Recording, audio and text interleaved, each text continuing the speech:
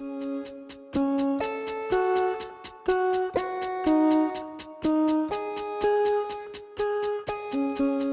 know what's a real pain? Having a different controller for every setup. One for the PC, another for the Switch, a Bluetooth one for your phone, and every time you switch, you're stuck repairing, unplugging, and wrestling with settings like it's some kind of boss fight. But no more.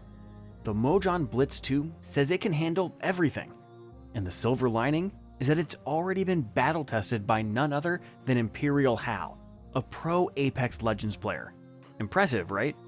Still, I had to put it through its paces myself.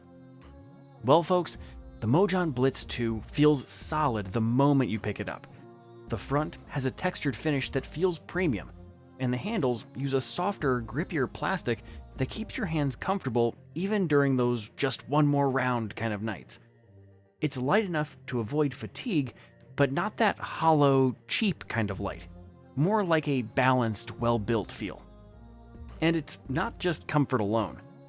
The Blitz 2 is packed with 16 mechanical buttons that give you that crisp, tactile click with every press.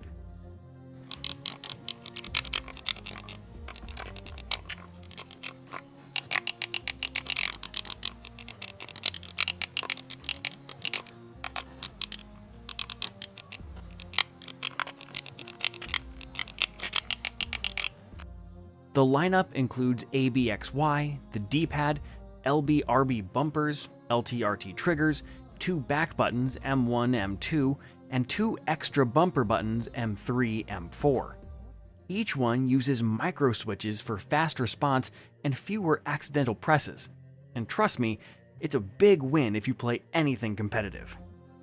And man, you will be flabbergasted with the speed. Both wired and wireless modes run at a 2000 Hz polling rate.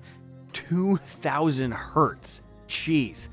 For context, the PS5 DualSense sits at 250 Hz, and the Xbox One controller at just 125 Hz. That means inputs on the Blitz 2 register insanely fast. Even the built-in gyroscope runs at 1000 Hz, so motion aiming in FPS games feels buttery smooth. And while we're at it, you cannot miss the joysticks. They are worth talking about too. Mojhon uses TMR technology here, which is like an upgraded version of Hall effect sticks. They're ultra precise, have a long lifespan, use less power, and won't develop drift over time. Similarly, customization is another area where the Blitz 2 stands out. On the front, you've got buttons for turbo, remapping, macros, and switching profiles. Turbo is self-explanatory, rapid fire at the press of a button. Remap lets you assign any ABXY input to the M1 to 4 buttons. The macro function lets you record full button sequences for combos or special moves, and the profile switcher means you can store up to 4 custom layouts for different games. If you want to take it a step further, the Mojhon mobile app and PC software let you create settings like joystick dead zones or even update the controller's firmware. In actual gameplay, this thing delivers. On the Nintendo Switch, Bayonetta played flawlessly, precise inputs and no lag.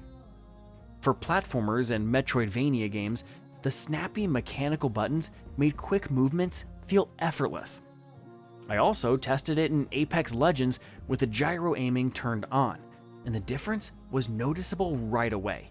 More control, less reliance on aim assist. There are a couple of small features that are worth mentioning. The M3 and M4 buttons are placed a bit out of easy reach, though Mojhon includes heightening stickers to make them more accessible.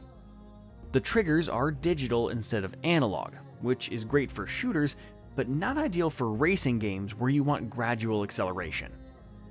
Style-wise, it's clean but not highly customizable. There are only 2 color options, Xbox-styled color buttons, and lights that only switch between green and red depending on the mode. But honestly, for the price, this is a seriously impressive controller. It's cross-platform, easy to pair with PC, Switch, Android, or iOS, and it's got the kind of speed and precision you'd expect from something in the esports category. For me, it's become my main controller, and going back to anything slower is gonna feel rough. That's all for this one. If you found it helpful, give it a thumbs up. And if you've got any questions or thoughts, drop them in the comments. I read everyone. Make sure to subscribe so you don't miss the next review, and I'll see you in the next video.